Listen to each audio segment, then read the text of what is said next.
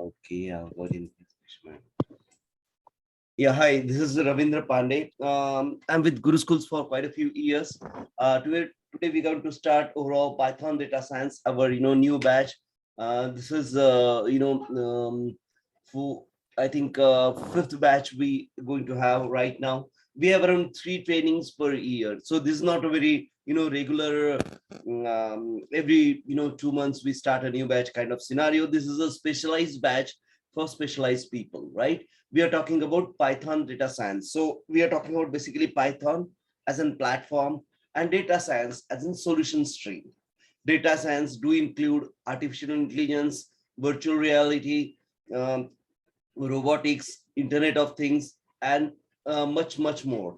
Okay, I believe we all know these things, but to understand where do we stand as of starting with Python data science, I would really love to understand from you about your educational background, if you have any experience in IT, and that'll be really great help, right?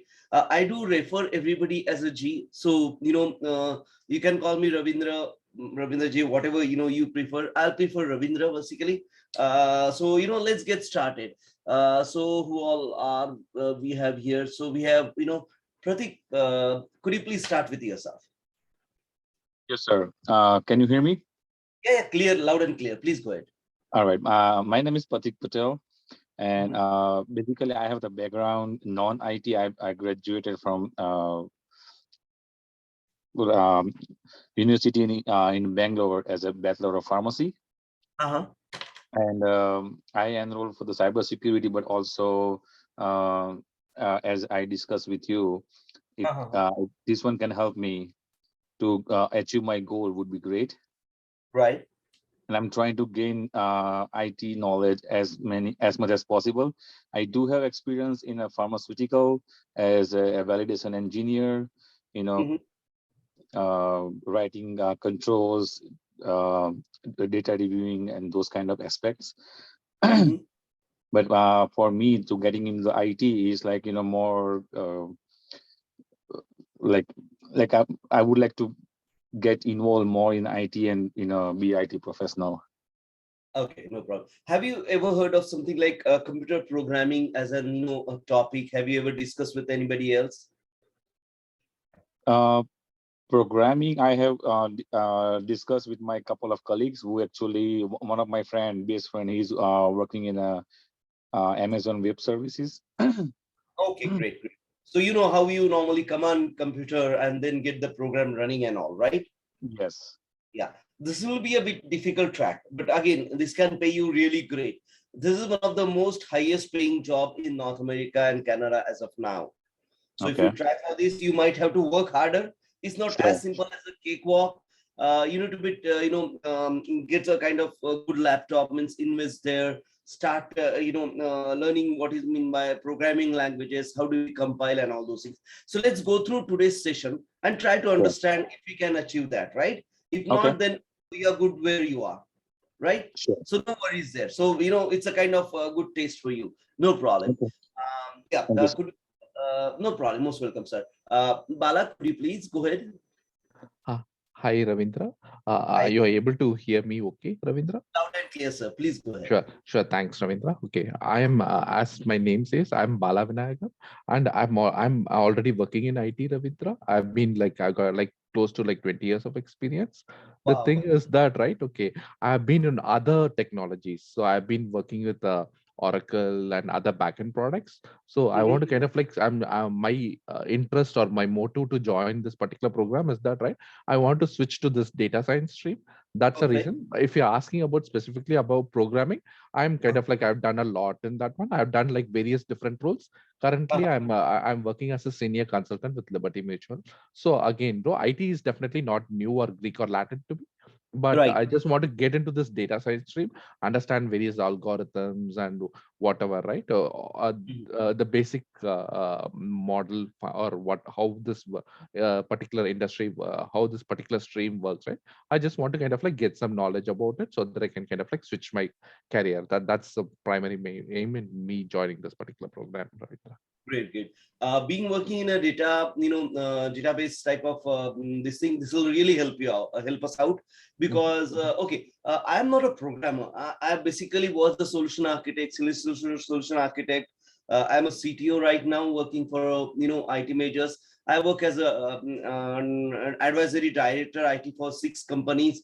I do basically help technology incubation lab in India. That's a government of India initiative for building entrepreneurs. So I do teaching, these streams basically. So I have worked with quite a few, data enthusiasts. Data science is basically we try to grab the data, we try to clean the data, and there's a steps involved in that, right? So we are playing with data as in data scientists. So it will really help you out.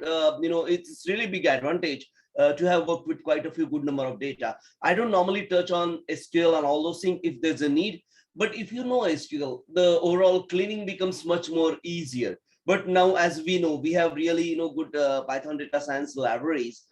We can normally leverage from those libraries, and they do the crunching internally. So that's a thing kind of automated. Means, frankly speaking, a typical, data science program can be done in 10, 15 lines. Means that's what the reality of today is. And we'll, look at that 15-line program at the end of the day. End of the sessions. But still, mota database programming does help a lot, because those concept of store procedure, the pre-cooking data, the buffering of the data, and blah blah things, right? So it's really helpful. Yes, Rajni ma'am, could you please go ahead? Hello. Hi. Hi. I actually am coming back to programming after a very long gap. It's been 23 years, but I had done my computer science before, and I worked as a Power Builder programmer with Oracle and a little bit of Sybase, and I have knowledge of C, but I don't know how much I can remember now. Hopefully it will come back to me. That's the best thing about Python. Is the simplest platform. We will discuss that thing in a few minutes, basically, for learning data science. So we try to make this sessions as easy as possible, but still it's a programming. So you need to bang your head. It's a statistics, right? We normally play around with statistics. We play around with overall data mining. We play around with overall trend analysis. We play around quite a few probability theories and all those things. So those things will peep in. So I'll not say it's a cakewalk.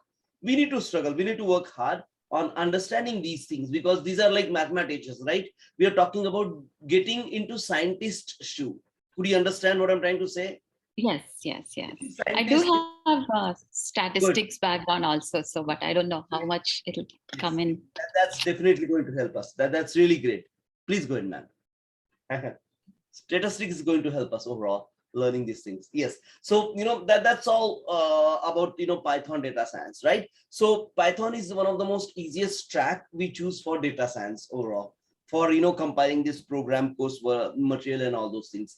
I have designed these things, and I'll also share some Google Sheets with you on a Google Drive, which you need to request the access for, so that you can have a look at our older recordings and all those things. You can practice on your own and getting started on your own. Just to give a head start, we work on Anaconda as an editor. Within that, we use Jupyter and Spider. Jupyter for command line executions. Python is an interpreted language. It's not compiled language. And we use Spider as an editor for multi-file based, compiling project executions and so on and so forth. We normally use Spider extensively because it's easier to include libraries in Spider. It works in a project mode.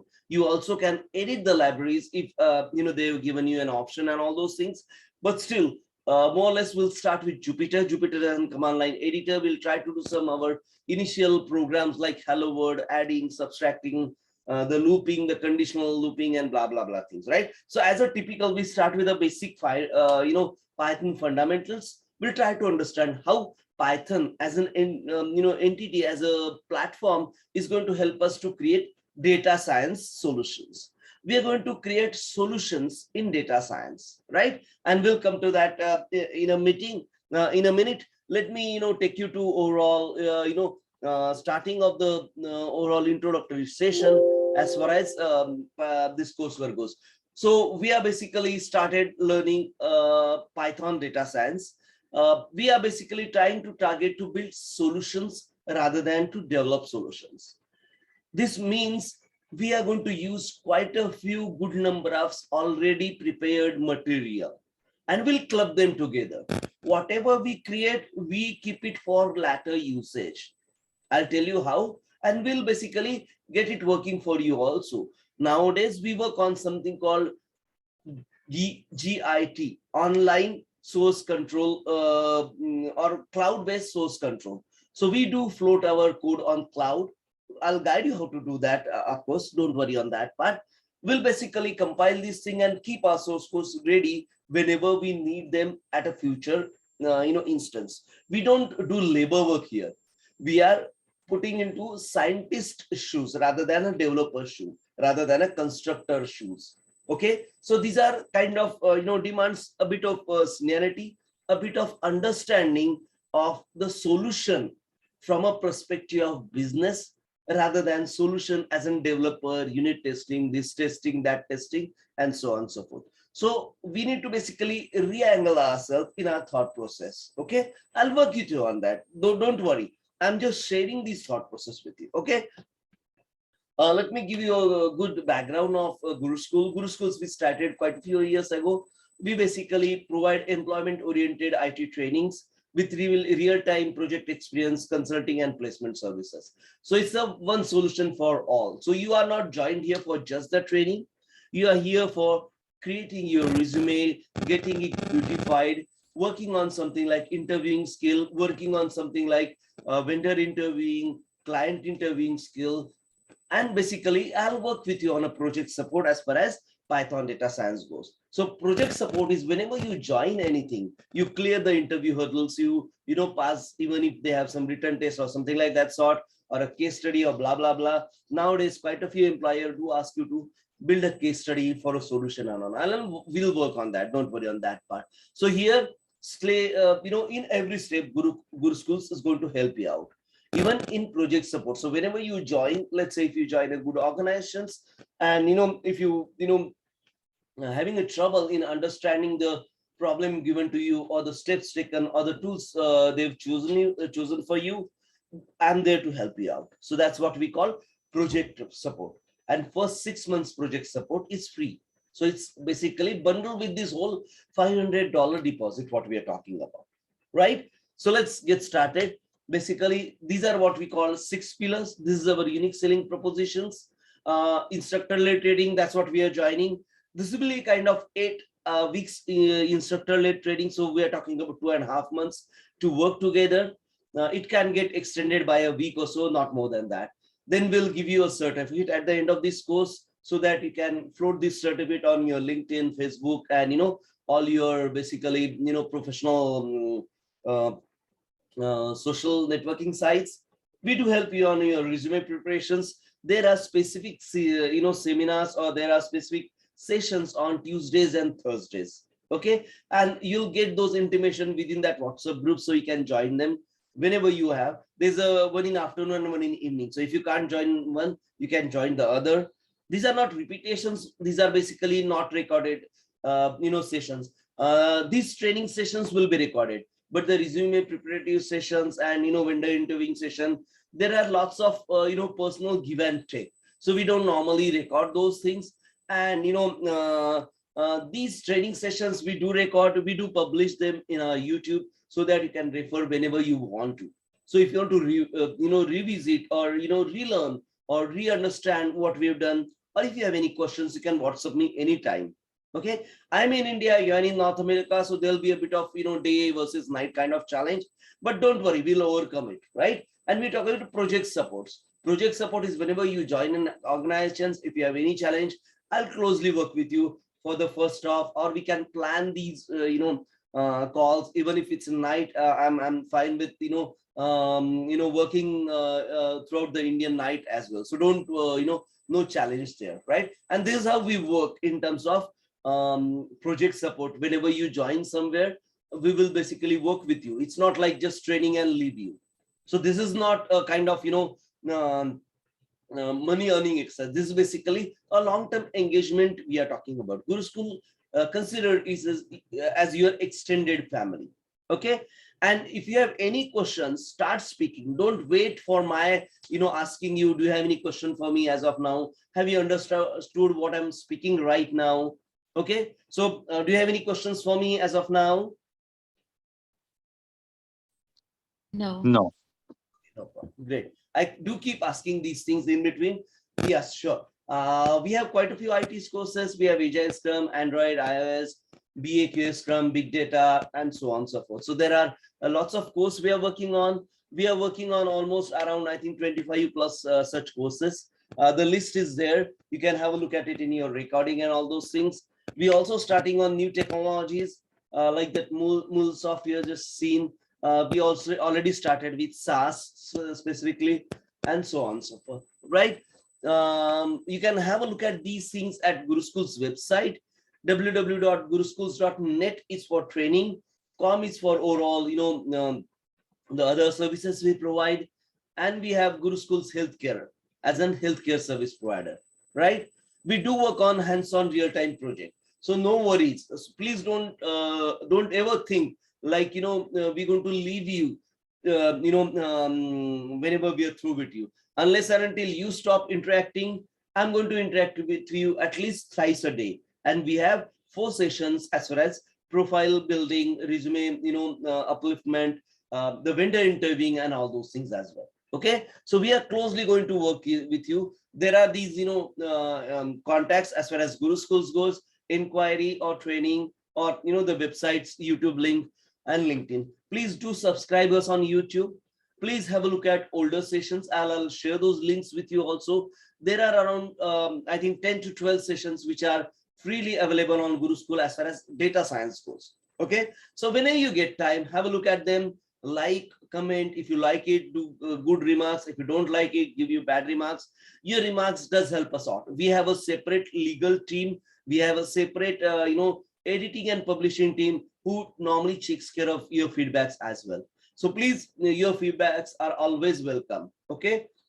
Let's take a step forward. Okay, this was a kind of old banner, but let me, go through this. We normally start with the Python basics. I mean, we start with what is variable, expressions, statement, conditional execution, functions, loop, and then we go into data structure like string, list, how strings are different from list, how we can have a list based on string, dictionary, tuples, files, how these tuples different with dictionaries and all those things. The way I normally, train, I do have some recorded videos, which I think they have explained it much better than me.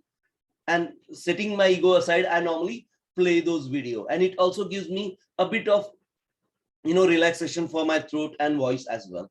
So my voice won't get degraded throughout this 1.5 hour or 2 hours session. So do, and I'll share those links after my after our training session so that you can understand. You can also replay them. These are normally from anything between 2 minutes to 10 minutes, 12 minutes. Okay, so these are basically previously recorded session available on a YouTube with one of the best trainers or one of the best way they have explained it. I might be, I feel sometimes, see, this is a scientific, things which we are trying to learn. So there are many different ways to learn a same thing, right? You might not click with what I'm saying, but you might get clicked with that trainer there. Okay, so this is the kind of having another angle to look at it. So please do play those videos also. I'm there with you. If you have any questions, I'll, try to repeat those things if possible. If required, right? And then we'll learn it together. There are quite a few good things also comes, or new things also come. Like somebody released a new library. There's a new version of NumPy. There's a new version of, pandas. And we're going to work with that. We're going to understand what are the new things, how these new things going to help us to build data scientific solution, and so on and so forth. The basic libraries which we use are matplotlib, one of the oldest libraries. This library, you can use it with C as well. NumPy is basically specifically number crunching for Python. Pandas specifically graphical inclinations or I'll say overall throughput as far as database, tuned data pulling, data pushing type of mechanism built in. Seaborn is basically for statistical functions, and there are quite a few built-in libraries as well, right? Okay, now these AI solutions are built in predominantly 3 different platforms. There's a platform C, which is the oldest one. There's a platform for R, and there's a platform for Python. C and Python are oldest one, R is the new one, but still R lags in efficiency. Python is the most efficient and simple. C also lacks in efficiency and user friendliness. So that's why I don't normally teach in C. I started my career in C assembly. We used to do programming in hex. That was in 1994. I did my bachelor's of engineering in computer science. So there we used to work on C, C++, OWL, ODBC, and so on and so forth. So I have grown up with those library. So teaching C is not a challenge for me, but as you know, C is quite cryptic language. Unless and until you are engineer by heart, you don't know how that memory push pull gets executed at the RAM or ROM, or what all the memory you are going to use access. Then there's a primary and there's a secondary and all those categorization. In Python, these all things normally handled by the environment for you. So we are closely working with the environment, which is the simple enough. They've tried to make it as simple as possible. The latest version 3.9 plus, which we're going to use, that's one of the most simplest Python. So the way we progress, we're going to this job is going to get much simpler. And that's why I asked Pratik ji to join us. He's not from IT background, but Pratik ji, cybersecurity can give you around 100 and 150K at the max. Means if you look at the salary or yearly remuneration. The Python data science, if you can see performing in your interview, you will start normally at 180K plus. Believe me. Means these are our experiences in North America and Canada. There are resources who got 245K plus after our training sessions as well. So what I'm looking for, as if you want to aim high, I'm looking at 250,000 per year. Well, yes, I'm aiming high, but nothing below 200K. And that's what I'm targeting for. And we're going to use all our gits, all our aims, all our concentration to learn these things. Okay. It's a hard work. It's not a cakewalk. Let me, stress this again. Why it's not cakewalk? We are trying to create a scientist out of us. This is not a developer's job, right? This is not a manager's job. We are talking about scientist. And as a scientist, I'll show you a video how that scientist thing does, differs. I don't want to scare you off, but you should know where we are going to, right? And if you have any challenge, please feel free to ask question. Please feel free to get your doubts clear, right? Then we'll move on to overall machine learning basics. We'll try to understand what is supervised, unsupervised, the core concept in basically machine learning. This is what normally called as ML. Okay. Then we basically, work on scikit-learn. It's also another library where we normally understand how the linear regressions, the overall trend analysis, the logistic regressions, and so on and so forth. I don't want to unnecessarily read the heavy words, but we're going to learn all those things. Then in week 4, okay, these barriers like week 1, week 2, I have just created for distinctions. It doesn't mean that we can't start NumPy in week 1. Okay, it depends on our progress. It depends on our learning. The way you answer questions, I do ask questions, during the sessions. I'll get to know if I'm confident. We can start right away on, the basically AI and NLP. AI basically artificial intelligence. NLP is neural linguistic programming. Machine learning is a part of AI. Deep learning is a part of AI. NLP is basically part of subset of deep learning. And then, of course, we have probability statistics. I think we'll start probability statistic in second week, where we'll understand what is probability. I normally start with definition.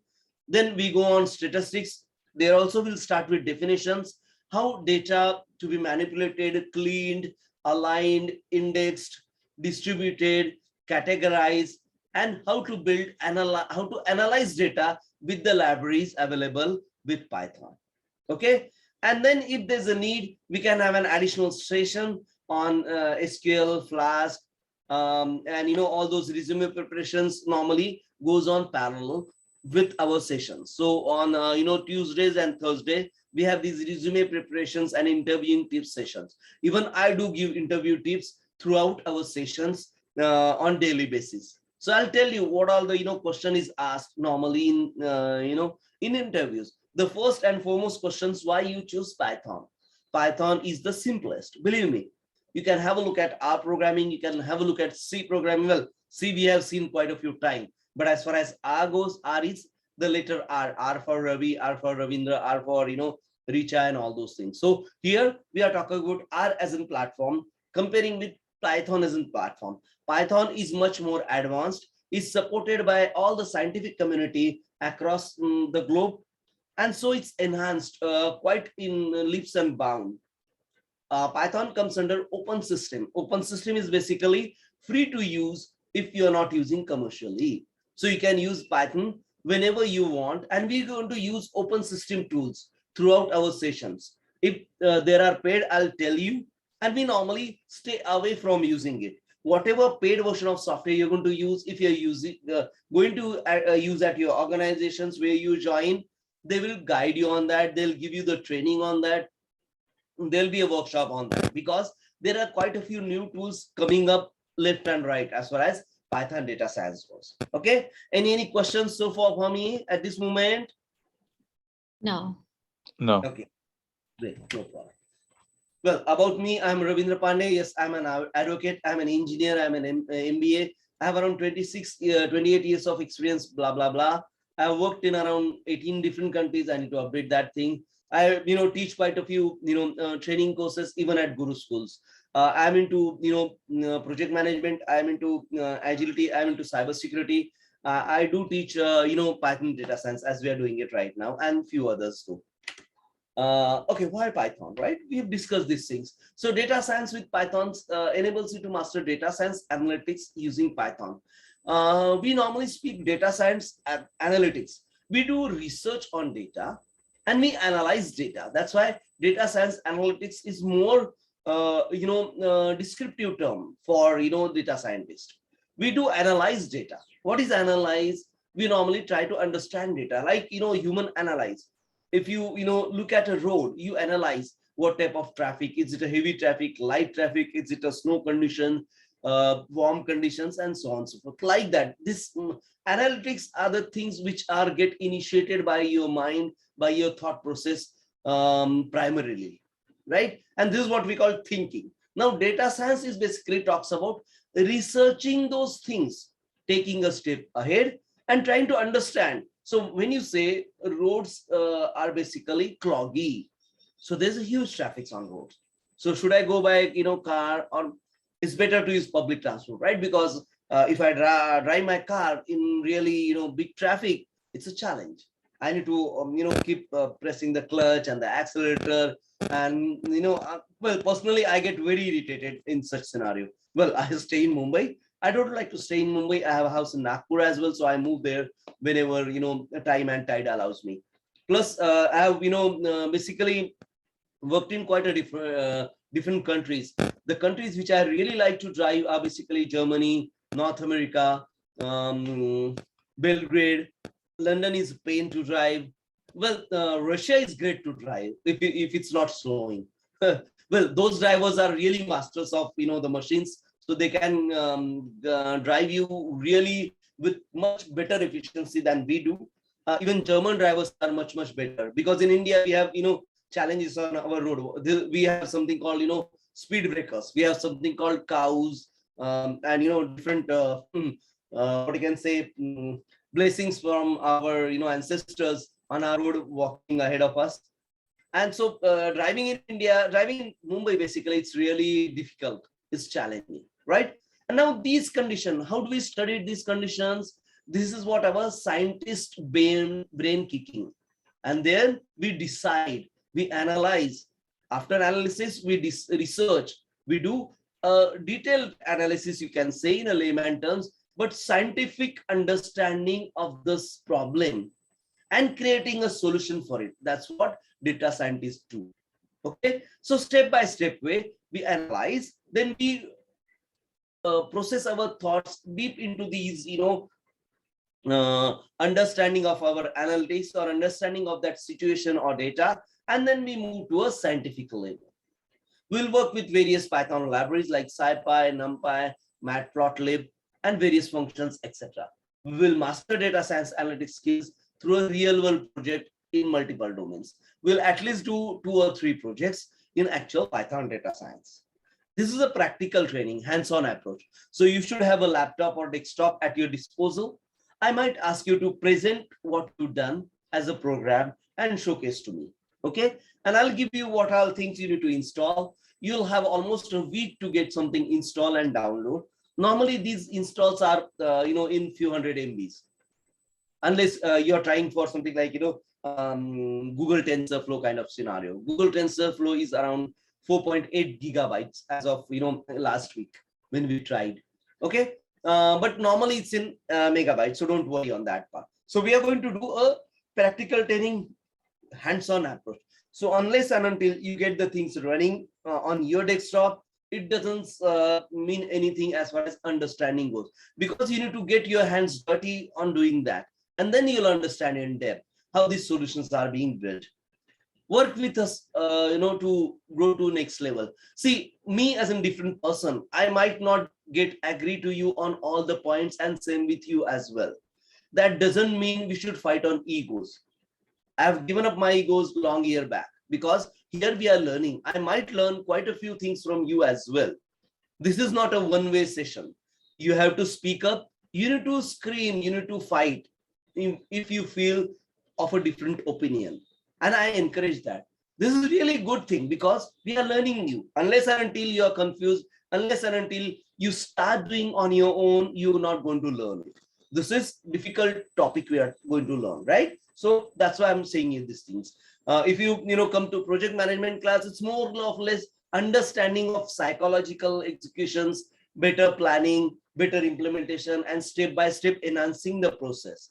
In Python data science, we are building scientific solutions here. So this is a kind of different approach than a typical managerial training. Machine learning is the next layer of AI. So it's really, we are trying to teach the dumb machines, right? Machine can only understand on and off.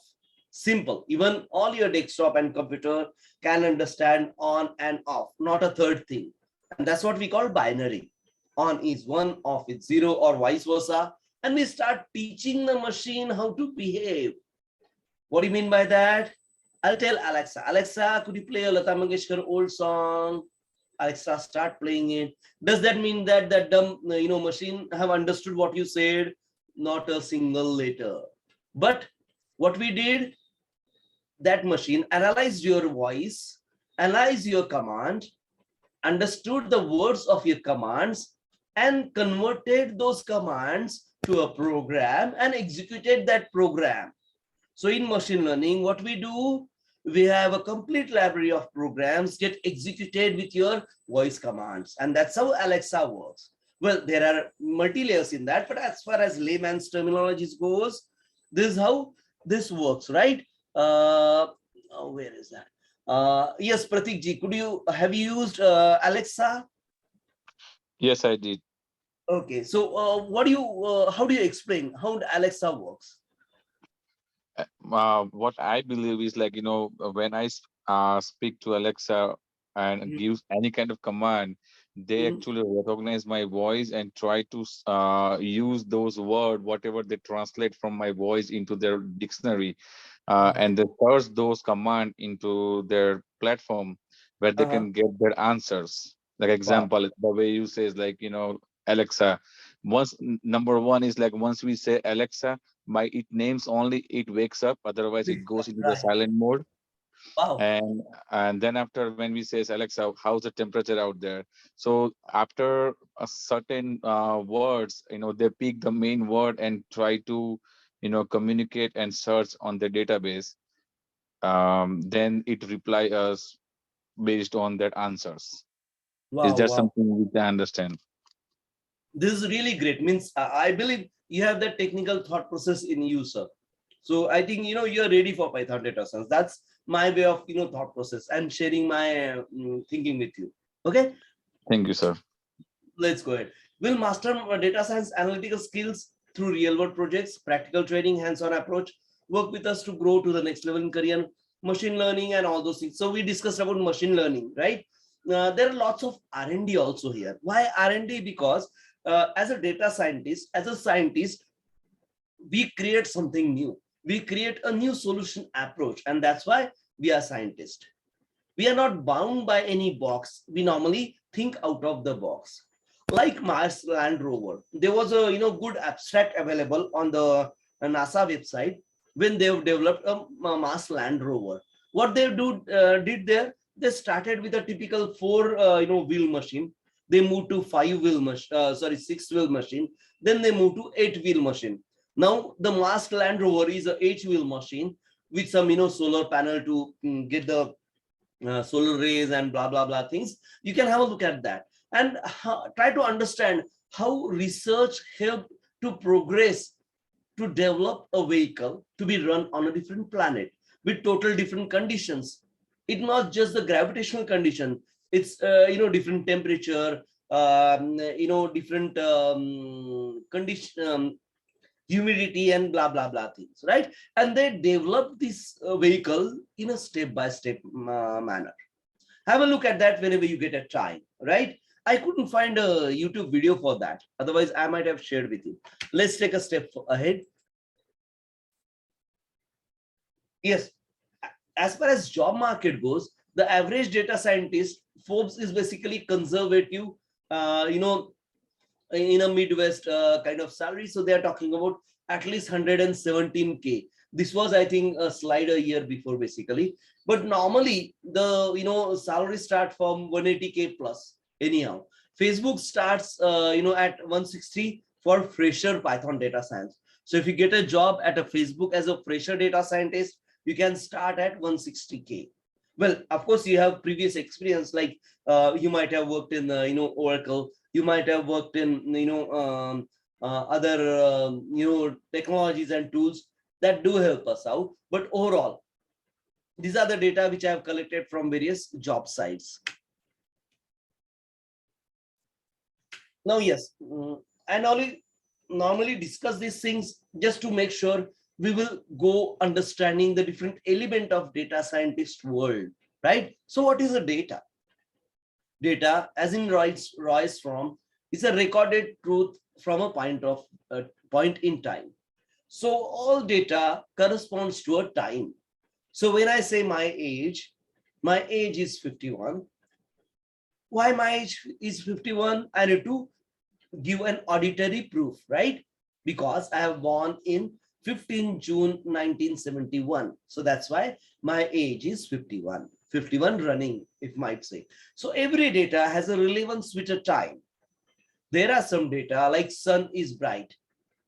Well, it's in a daytime, right? So still there's a relevance of time. It might be a time period as well. But yes, data is always a recorded entity, recorded truth from a respective or with a reference to a time frame.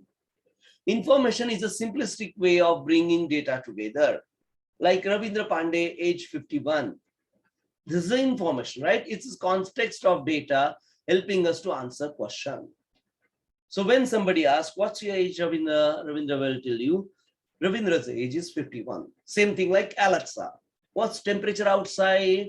So Alexa will access the data reference on a server saying, okay, I am at so and so latitude, the temperature is so and so. So then Alexa will speak it out. Okay, today date, temperature is 43 Fahrenheit with so much humidity, so much sunshine, and the whole 9 yards of the overall the weather, what you can say, weather announcements and all those things, right? So that's how we build this information. And this information builds knowledge for us.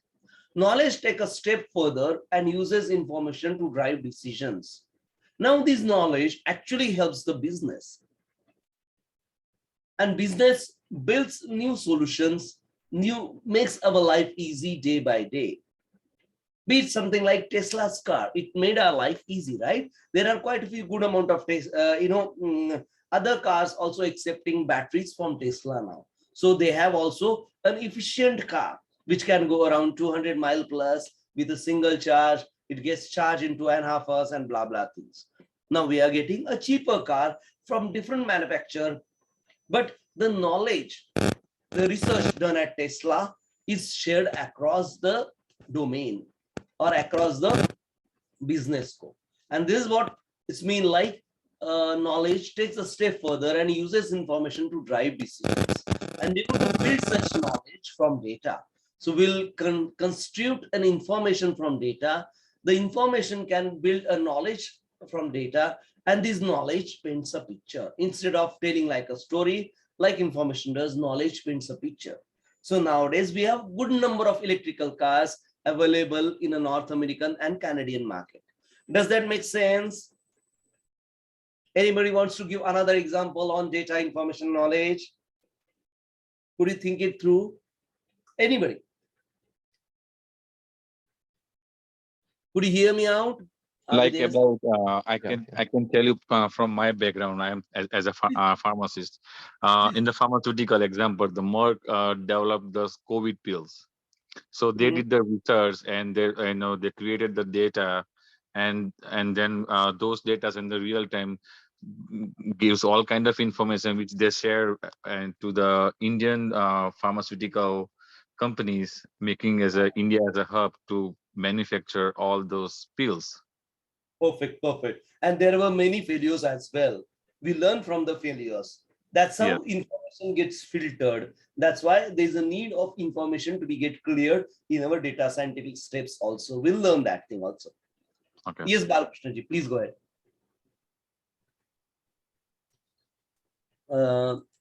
Balaji, you want to say something?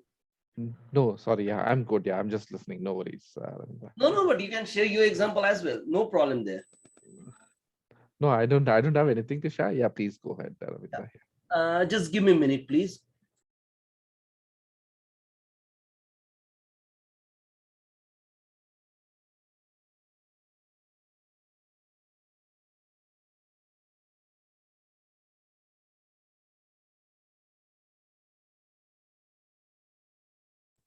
Sorry. Yeah. So, see, let me tell you, the more you interacting, the more we'll learn. Try to share your example, try to fight, try to, build some thought process within yourself. This will help us out to actually learn faster, believe me. So whenever you're trying to speak, don't stop yourself. It might be the worst scenario. We might say it's not relevant to this topic. It might happen, but at least you're open enough to learn. Unless you open up, you won't learn. Believe me, I'm still learning today also. There was a there was a lady who was working as a school teacher in Boston who joined our last batch yesterday, last batch. And she had really great thought process in terms of adverse or what you can say devil advocates thought process, right? What is devil advocates? What you're telling is good, but if it went that way, won't it be an accident? So when you say you're going to, let's say, Walmart, nearest possible Walmart, but she might think in an adverse scenario, and that really help us out in terms of understanding in depth for a given solution or our thought process. So it helps us out to recheck many things, because me as a singular person, I think singularly. My thought process is singular dimensional, right? If you add your thought process to that, we might have another different angle to look at those thought process. As a scientist, we must understand all its angles, all its different approaches. And that's how we can build the best possible solution. Could you understand me, sir? Yes. Yeah.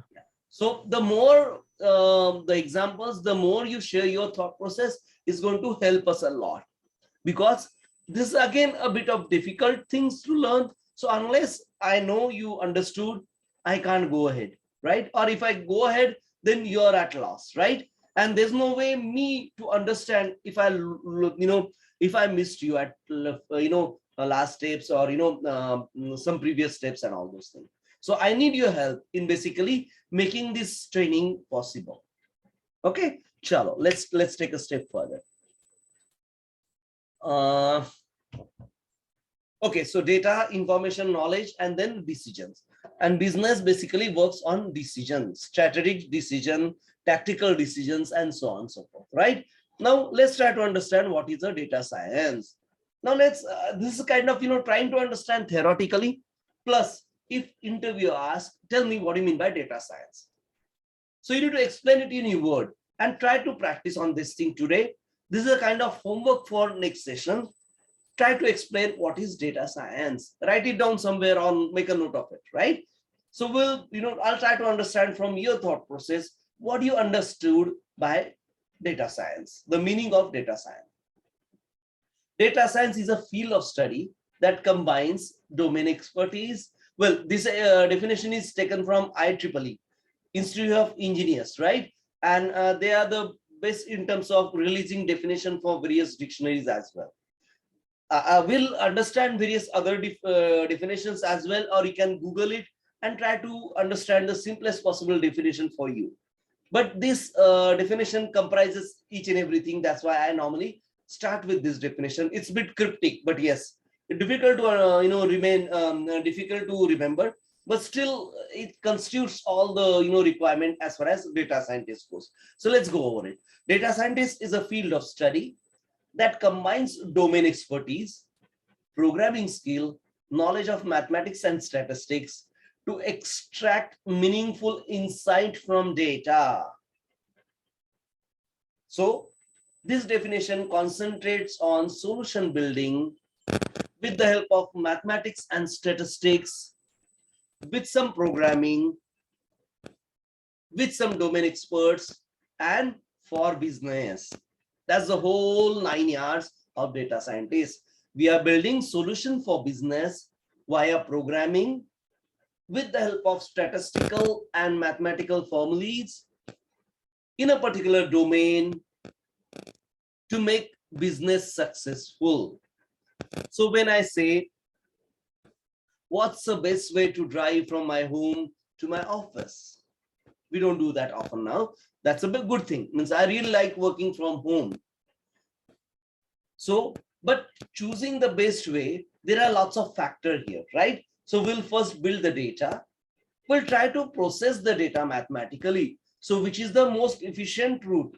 Efficient in the sense least time taking, without least possible damages to my properties, with the least, much least obstacles, and so on and so forth. So this also changes as far as scientist thought process goes.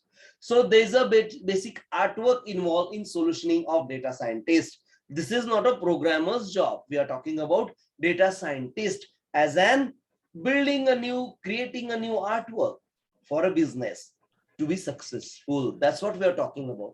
Does that make sense what I'm talking? Yeah, just one thing, Ravindra. Okay, as a data scientist, right? Okay, would you say that the job involves like more of collaboration? Because, say, for example, right? Okay, programming skills or mathematical model and all is like a IT person's job, right? Okay, it's something like you can just do it on your own.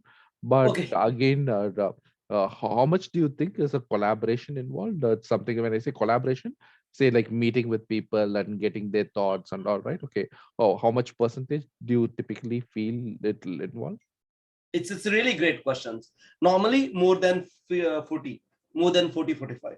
Because as a scientist, scientists, if they work alone, it takes year together. Think about Edison, right? Edison took around how many 16 years to develop a light bulb. But believe me, if you have ever closely worked with, well, he was not a team person, but still, if you gathered around, let's say 16 or let's say 20 scientists, he might have developed that bulb in 2 years or 3 years. Well, I'm just thinking loud here, right? For a designing of a single light bulb that was concentrating on burning tungsten with an electrical charge. If you know, you might have you heard the story of electrical bulb research of Edison? Edison invented that electric light bulb, right? Yes. You know that. Yes.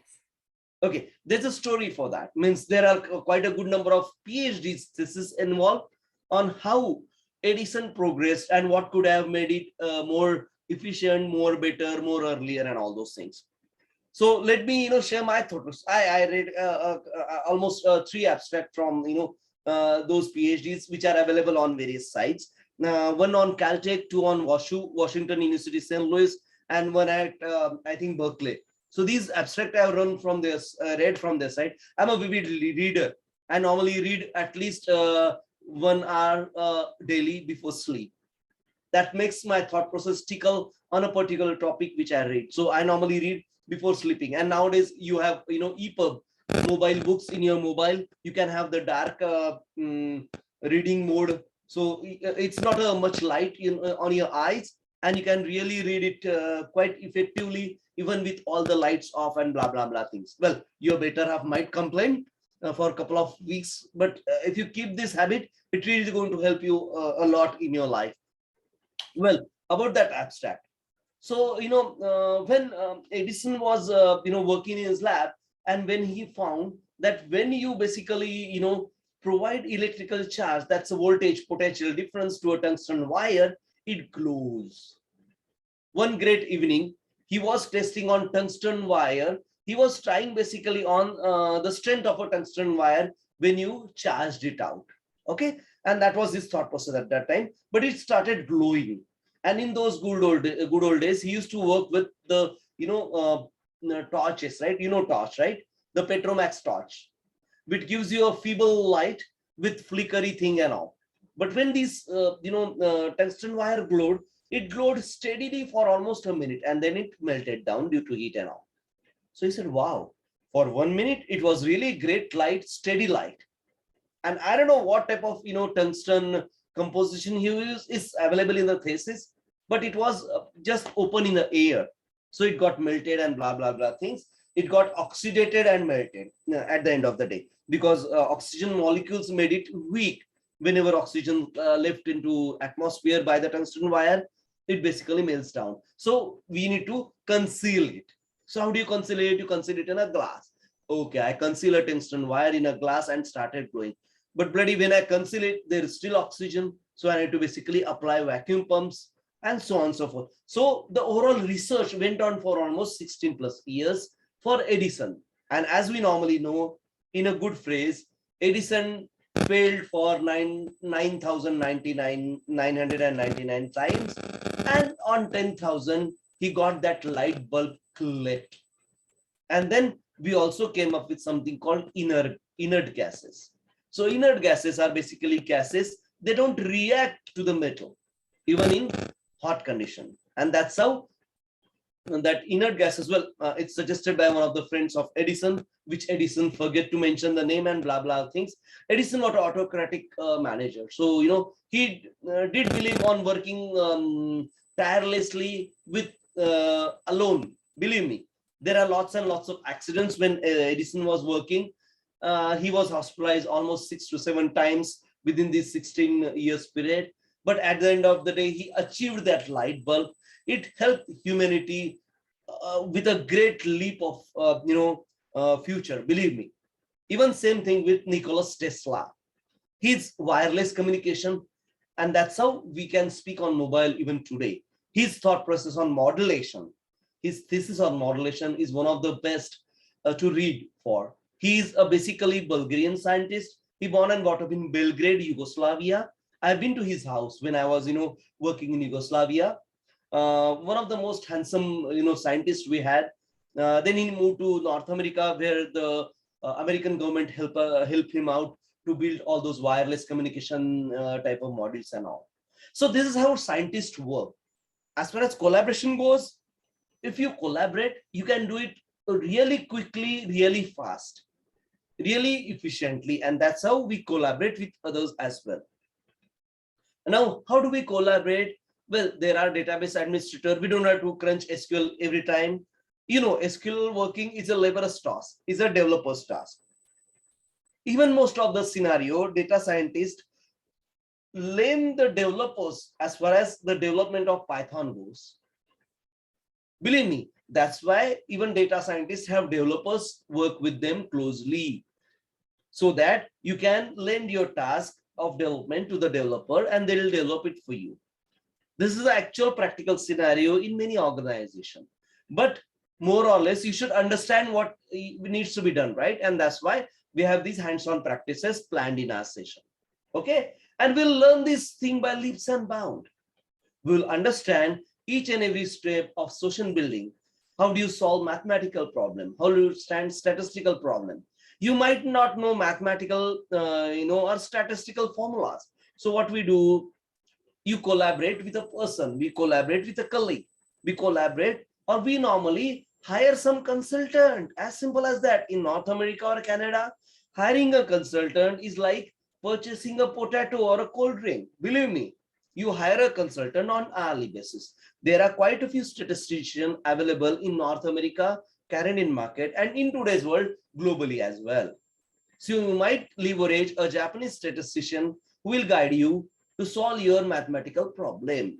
But you should understand the basic solutions to needs to be given, right? And for that, we need to understand and collaborate in much more sense. Edison is a wrong example for collaboration. I specifically give that example just to make sure. Don't work alone. I don't like to work alone. Work with somebody, collaborate with somebody, share your ideas. Okay, so that's how we can do it effectively. Is there is a hindrance? Yes, there will be obstacles. There's an additional obstacle if another mind keep banging on your project unnecessarily. It does happen. So that's why I say it's not a cakewalk, it's hard work, but still collaborating with other helps us out. Like here, we are going to learn as a team, right? You three might talk to each other on daily basis, weekly basis, or if you got any challenge, I'm there to help you out, no worries. But you can come up with the solution by yourself as well. So start discussing, start fraternizing. That's why even during the counseling session, Devji clearly mentioned this is a collaborative training sessions. And I don't normally call them training. I normally refer them as just the discussion sessions many a time. Because yes, treat this as a discussion session rather than training session. Because I don't think at our level, we learn anything by training. We learn everything by experience now. Once you are more than 30-year-old, the brain stops learning or studying, right? Psychologically, we learn from our experiences. So here I'm there to give or share my experiences with you and share with you how you can leverage Python platform to build a data science solution. Okay, does that help? Does that solve your confusion, Balaji? Yeah, sure. I'm good. So it's more since it is like collaboration, right? Okay. People like to be in person kind of a setting, right? Okay, that's how these people That's a work, problem right? with scientists. Yes. Okay, okay. People overcome Okay. that. Okay, sure. Because there's a good book called from Carnegie Mellon, one of the best Carnegie Mellon Institute's founder, Win Friends. I would really request you to read that book. It's around 350 some pages. You can get it at a couple of dollars in Barnes and Nobles, or you can get an EPUB freely downloaded from some website and all. Okay, now these basically tells you why we should work in teams. It's basically talks about winning a friend to start with, but it basically gives you all the advantages of a teamwork. Well, there will be hindrance, there will be distractions, there will be additional challenges added to the kitty with other person working with you. But we work with your wife, right? We work with your mother, fathers. We work with your all the whoever is staying with you home. Might be a room partner. We work with him or her, right? And this is because to make our life easy, right? To build a trust bond, to build or to share the workload, either way, what he or she can do better, what I can do better, and so on and so forth. And in today's world, even I'm above of categorizing somebody as a ladies or gents, because in today's world, we are almost closely working shoulder to shoulder with everybody. Even, cooking is a kind of shared task now. So if I can cook rice better, dal better, I'll do that.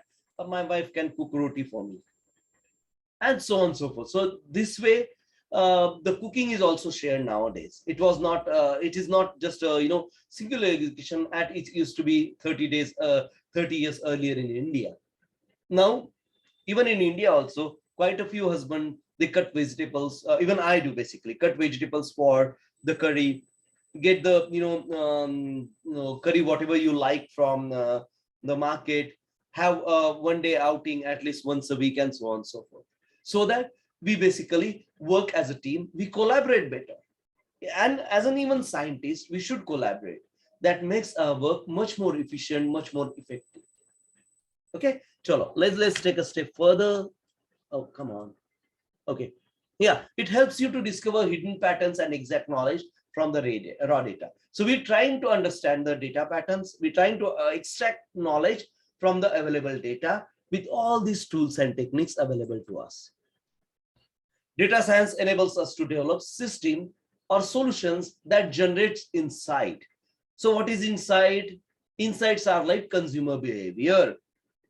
So if the red car even cost dearly on insurance, there are quite a few good number of even gents who go for a red car. Red Ferrari is the most preferred Ferrari. The insurance premiums goes almost 15% of on top, or get added just because your car is red. Because psychologically, red is basically attractive color. So you're disturbing others. Plus, there are quite a few good number of accidents with red car participating in that accidents. That's why insurance providers believe red car means it's a risk for them to basically have a red car insured. There are theses on this as well in North American market. I don't know about Canadian market because whenever I driven in Canada, I use my North American car. So I don't know how Canadian auto insurance work, but in North America at least, there are a good number of papers available on why red cars insurance is more. You can Google it and you might come across one and read it through that. So this is how the data enable us to develop solutions and systems that generate insights, which analysts and business users can translate into tangible business value. Like insurance provider getting, show you the paper of red cars insurance is more than the black car. And so on and so forth. But yes, this way, we as a data scientist helps business to generate more and more value day by day. Does that make sense? Any confusion here? Oh, we are good. Yeah. Fine. No, we good. Yeah. Great. Let's get ahead. The existence of data science. This is just a slide I've picked it out. Now, as you can think it through, right? Generating solution from data science, it's a kind of automation in itself. So what we are trying to build a solution. Let's think about a driverless car. Of course, it's a data science solutions. How driverless car drive itself is basically, let's say you started your car on a road and requested the car to go into the driving lane from a parking lane.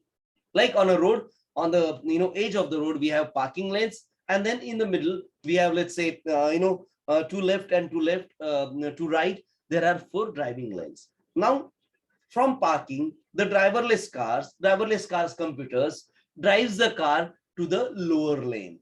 There's a lower lane and upper lane, right? Left and right both ways. So it pulls into lower lane and it starts scanning the surroundings for any obstacles. Now, the pulling into the lower lane is a really slow process. It can be done in 2 minutes. And so the overall analyzing obstruction is at the least way because we are not moving. So the frames or the obstacle scanning can be done slowly. It's okay, fine. But when the car moves to a 20 miles per hour speed, the frame rate it should scan the obstacles moves to almost 20 times than at stationary. So it's almost means if you look at the Wyoming site, Wyoming is automated car driven by Google as a driverless car. If you look at their site, the frame rate or the LiDAR. It's a light, laser gun fitted on that driverless car. The scanning frequency, there are around, sorry, 24 laser guns scanning the obstacles at a speed of 1200 revolutions per minute. Okay, and at that rate, we generate those 3D frames for the computer on board, which scans for any obstacles. These obstacles do include any walking child, any oncoming vehicle from upper lane to lower lane, any obstacles like pothole, like any stone, and blah blah blah things. And for all such obstacles, we have these things stored on our computer, so that if you have such obstacles, try to avoid that, try to overcome that, or try to get stopped, so that you don't have any impact, or you don't have any what you can say, exceptions in driving, like collision and so on and so forth. So these type of scenario we started building. Even the driverless car research started something around 2008, and now slowly steadily we are basically going to an era where we have some auto driverless taxis started in quite a good number of parts of the world. The first taxi, autonomous taxi or driverless taxi, started in China, Shanghai, China, the capital. Wherever the airport, from airport, they used to drop these, commercial taxi rollouts in Shanghai, China was the first, and it was in November 2019. So it's just a few years back, like 2 years back or something like that, 1.5 years back to be precise, and so on and so forth. So here, that's how slow the research was, because we need to understand each and every obstacles coming into this driverless car. Okay, try to understand, or try to go to YouTube and try to search on driverless cars, the way they drive, or driverless cars technology. Or if you can't find, next session I'll play that video for you. I take Internet of Things class where we have driverless car as an inclusion, as in project.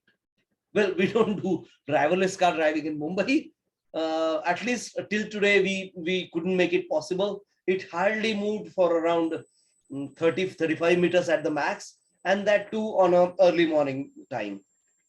I'm not saying it's impossible. It's difficult as far as Mumbai, because we have all dogs, cats, and all daily workers come in between all cars. They just show you a hand to the car saying, please stop now, and you have to stop. Even as a driver, driving in India is really a fun, believe me. Rather than driving, you enjoy just like you drive soul, right? So it's like driving car here. Even driving bicycle, for that matters, electrical bicycle is a challenge in India, because in India we have different thought process. Not India as in India. I'm talking about overall, South Asia. I've been to Cambodia as well, Thailand. The driving conditions are almost similar there. So people show you a hand while walking on a highway, saying, "Hey, stop, boss! Arey, this highway is for car.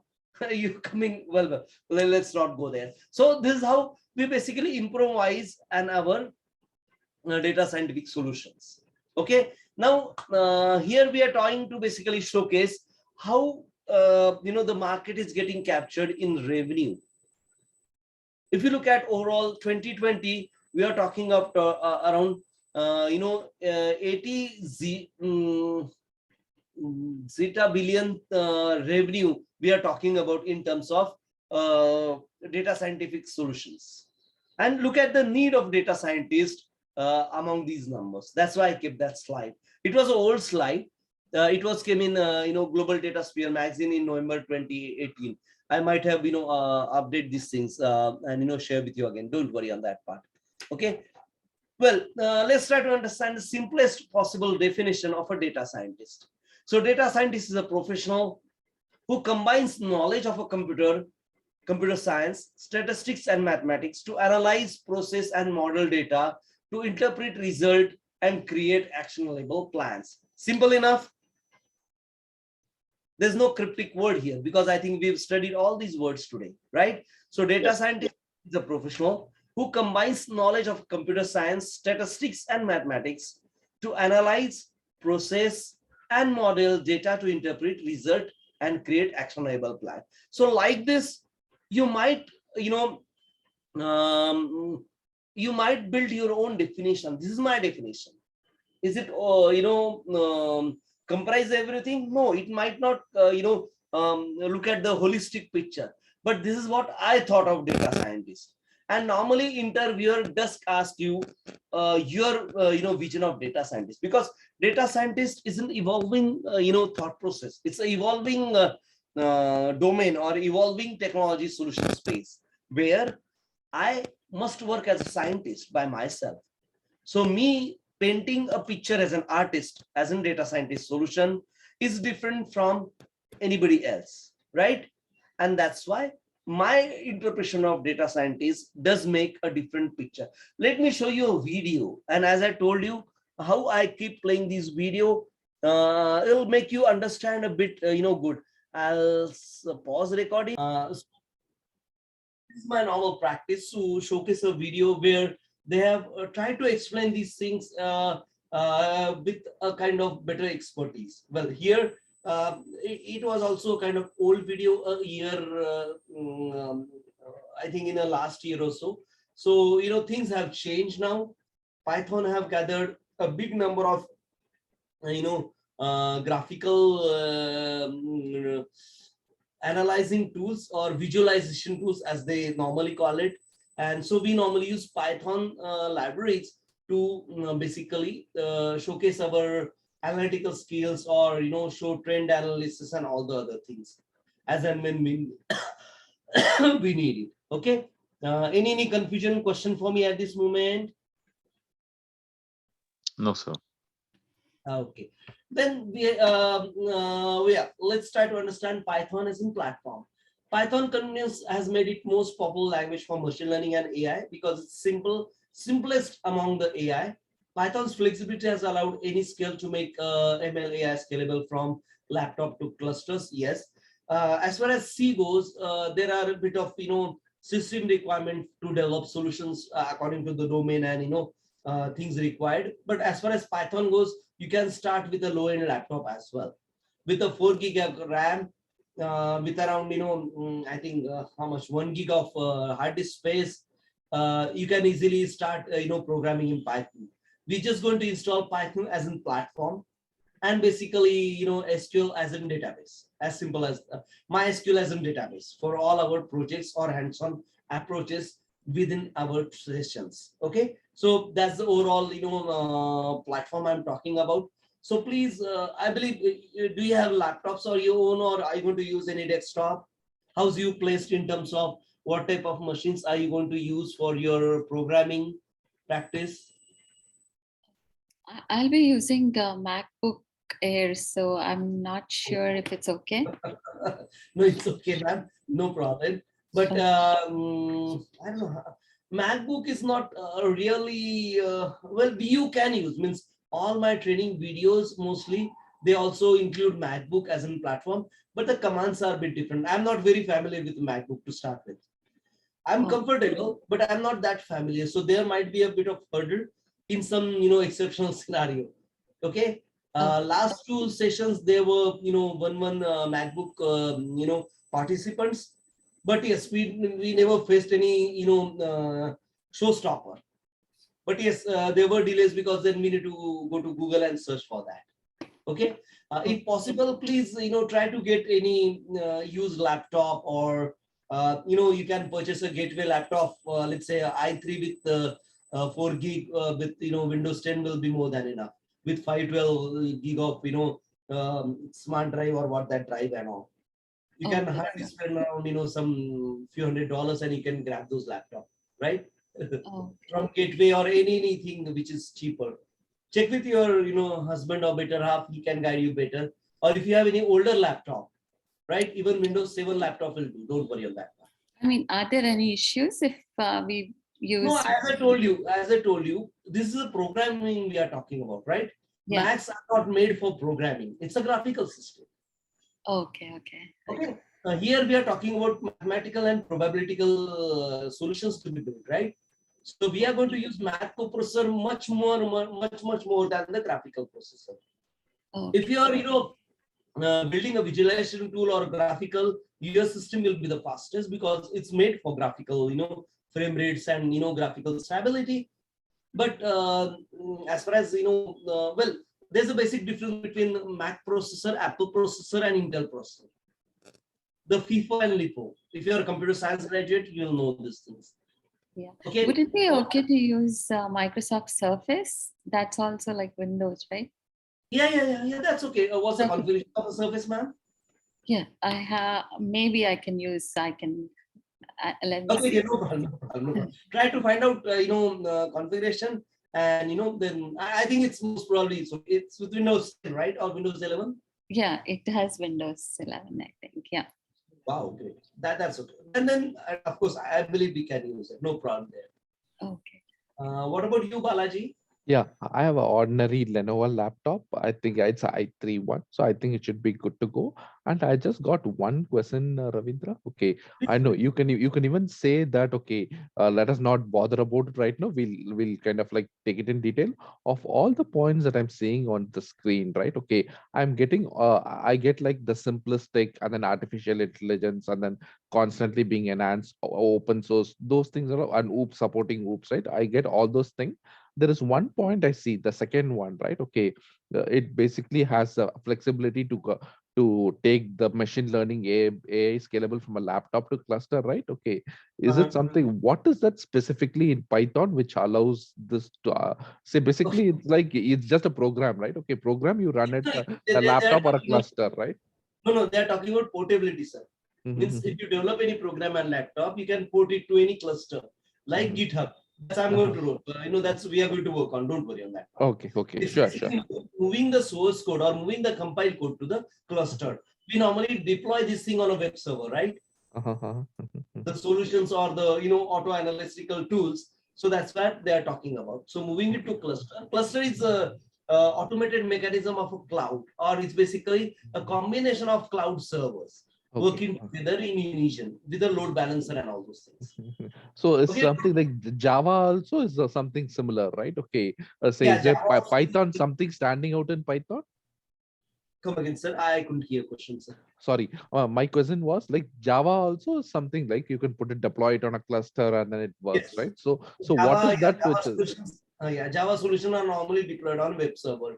correct? PHP solutions are normally deployed on anything to do with web servers or internet servers. They normally build into clusters, because normally a web server like let's say WebSphere, Apache, which is used by the most of the internet community, Apache server, they are licensed for CPU numbers. So if you go for 4 CPU license, the price goes into multiples of tens of 10 times. So that's why if you use a singular CPU and CPU with cluster, so people go normally with a cluster. So I'll have 4 CPUs clubbed together with a single CPU type of model, so that even in case of one of the failures, at least the 3 is working. In case of 4 CPUs on a single server, if there's a hardware failure or infrastructure failure, my whole 4 CPUs are down, right? So on and so forth. So there are, much better practice or efficient practice of using clusters as a web servers rather than a singular web server. So all these computers get clubbed together with a load balancer and form one cluster, so that they represent a single IP address on an internet. Now, IP address is a kind of address of your home throughout the world. So if I live in Mumbai at a zip code 400,078, that's kind of my IP address or domain name, to be precise. IP address is x.x.x.x. It's a 4x with a dot in between. This is what we call IP address. Every server which is connected on the internet have normally allocated an IP address. This IP address is unique till you connected with internet. And normally all these web servers or all these laptops like your mine use dynamic IP address. So there are a set of IP address allocated to your internet service provider, Whenever you get connected to your internet service provider, your internet service provider gives your system an IP address. Even if you have a printer which is connected on internet, gets an independent IP address so that anybody can print on that printer from anywhere in the world. Right? So this is how IP address work. If you want to understand IP address in depth, we can discuss in our next session. Don't worry on that part. But that's how the uniqueness works. Now, all these IP address are normally combined together to form a cluster. So whenever a request comes to Microsoft.com, if I am requesting from St. Louis, it will go to a St. Louis data center of a Microsoft or nearest possible data center of a Microsoft from St. Louis. If you're giving it from New York, there's a different data center near New York for Microsoft. Same thing with Google. Now, how this is possible? This is possible with clusters.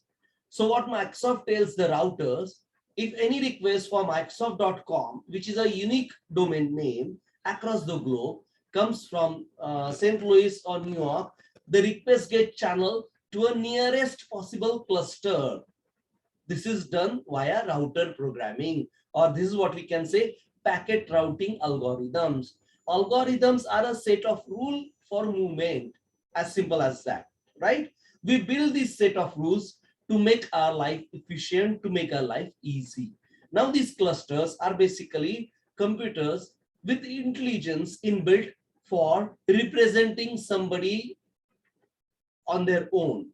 So every of these IP address are representing Microsoft.com, even if you are in St. Louis or New York. And whenever Microsoft updates its server, it's get pushed automatically to all these clusters. There could be a time difference, like Mumbai might get the last, like say 4 or 5 minutes delay. But all and all, this is how the clustering works. You get an idea, right? I'm not here to teach you how web server and clustering works, but this is how the overall, clustering thing, as the point came into our discussion. Please do stop me. I'm a kind of talkative speaker. Sure. No worries, Ravindra. I'm Yeah, it's going good overboard. actually. Yeah, or I'm just eating up your time. Please, that's my problem or malfunction. Sure. No worries. I get the cluster concept, Pravida. Thanks for explaining that. Okay, Yeah, but no problem. one thing, right? Say maybe like Python, is it standing out when it comes to kind of like operating in this cluster? It's something like it's better than Java or something, or that's why it's something like people prefer Python over other platforms, Ravindra. Yes. Okay. And now let me tell you, clusters are nothing but some logical computer. There are physical computer, but let's think them as a logical computer, because there are, let's say, 6 servers working as a cluster. Let's say a guy sitting in St. Louis data center of Microsoft have 6 server, all with, let's say 10 CPU with 1 petabyte of RAM, 1 petabyte of storage, data center, right? There are a number of computers working as a single IP, as in Microsoft.com. So whenever a request comes from anywhere near in the region they normally serve, they get processed in microsecond or nanoseconds. That's why they have so much hardware at their disposal. And that's why we have so different servers across the globe to make user access them as quickly, as efficiently as possible. Now, when we use some solution from Java, Python, C, R, Dimka, Falana, all those things, they get deployed on these web servers, which are in the clusters. Even database servers are in a clusters. The big data servers are in a cluster. Big data indexing servers, that's what I mean. And so on and so forth. So cluster is a group of server where they normally serve the client request, as simple as that, without domain replicability in a technical terms. Does that answer your question, sir? Yeah, sure, Ravindra. Yeah, I'm good. Yeah. No problem. Okay. We done with you. Okay. Pratikji, how are you, sir? Means, do you have a laptop or desktop? Yes, I do have the laptop HP i5, Wow, good. has a Windows 10, 10 or 11. 11. Yes. The thing is right now I'm using actually desktop, but the when we have the Zoom call, the desktop do not have those microphones, so I prefer to go with laptop. No, laptop is okay. No problem. No problem. We're going to use GitHub to store all our source code and everything. So no problem there as well. And i5 is really good. Means even I'm using i5. I'm using desktop, frankly speaking. I find desktop much more, suitable for moving around, and I do, write my notes within my training as well, so that I can improve next time. That's how I work. So no problem. So that's we are all set in terms of machines there. Sure. Let's get a step ahead. We are going to build a data scientist solution. So how we build solutions? We collect data, we analyze data, we process data, we present data. Simple, right? Any confusion here? You can collect data, you can analyze data, you can observe data, you can process the data, right? If I give you a data in terms of employees of enterprise rent a car, they'll have their first name, middle name, last name, address, zip code, phone number, this, that, and all other things, right? So whenever I told you, I need the employees on leave on 1st of February. So could you process that data? If you have leave records with you, you can, right? Could you understand what I'm trying to say, sir? Madam? Yes, sir. It's kind of like a filtering, right? From the way we use it in Excel. Right. Perfect. Excel is really great example, sir. So we collect, analyze, and process data, and we present data in Excel as we normally do a pie chart or a bar graph and blah blah thing. It's really easy, right? Same thing. That's what we do in data scientists. Now, just to go a step further, statistic probability and maths differentiation and math integration. These are the few formulas or few mathematical terms we're going to use while doing data scientist job. We are talking, let's say, understand the data science behind this thing. Data science is an interdisciplinary field. So if you are like,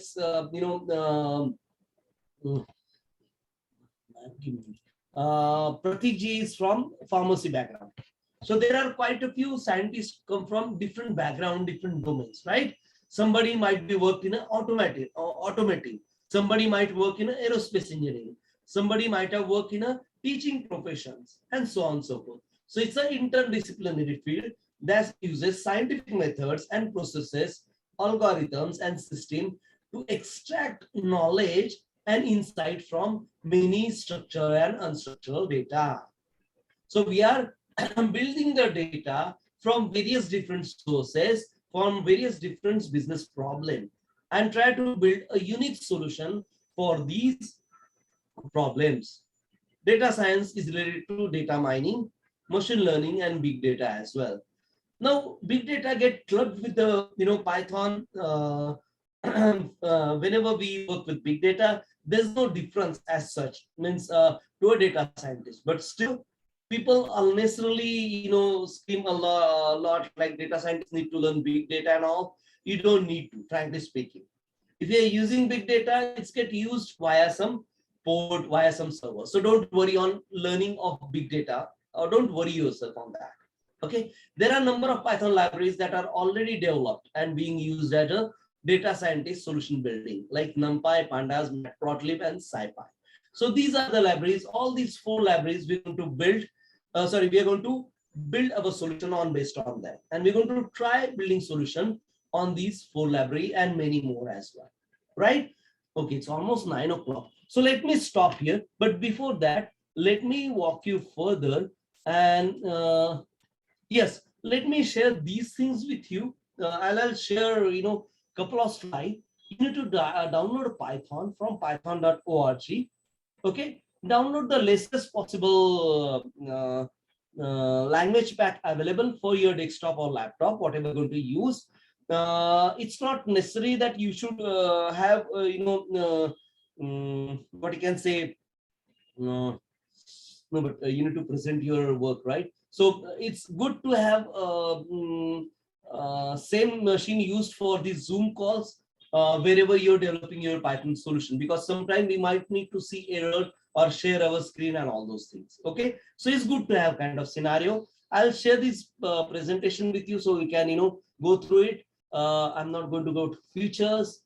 Okay, there's a beginner's overview, prerequisite, syntax. Yes, we're going to use Python Anaconda. We are going to use Anaconda.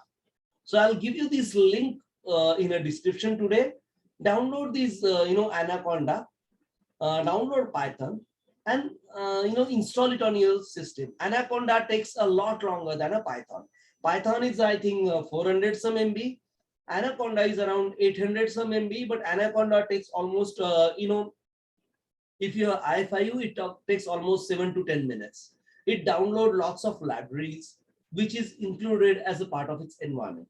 So that next time, whenever you do Anaconda open, it'll be much faster. Even first time opening Anaconda takes time. It's a big elephant, believe me. It gets installed almost around, a 900 plus some MB. Python is just around 100 plus MB.